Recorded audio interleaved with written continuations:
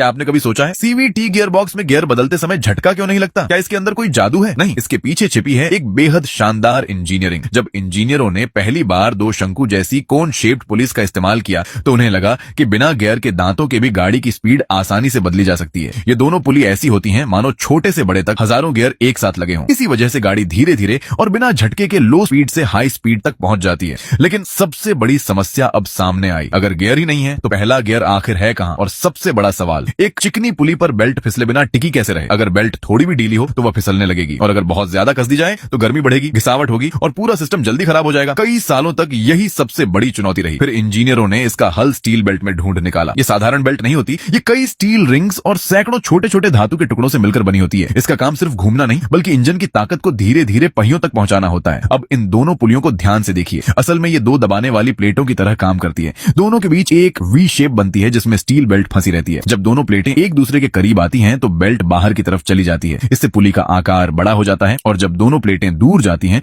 तो बेल्ट अंदर की तरफ आ जाती है, जिससे पुली का आकार छोटा हो जाता है। यही प्रक्रिया गाड़ी का गियर रेशियो लगातार बदलती रहती है और ड्राइवर को कोई झटका महसूस नहीं होता। लेकिन यही सीवीटी की सबसे बड़ी खासियत और सबसे बड़ा जोखिम भी है, क्योंकि इसकी पूरी ताकत बेल्ट के हल्के से फिसलने पर निर्भर करती है। अगर यह फिसलन सही मात्रा में हो तो सीवीटी बेहद स्मूथ चलता है, लेकिन अगर यही संतुलन बिगड़ जाए तो बेल्ट तेजी से घिस सकती है और पूरा गियरबॉक्स खराब भी हो सकता है।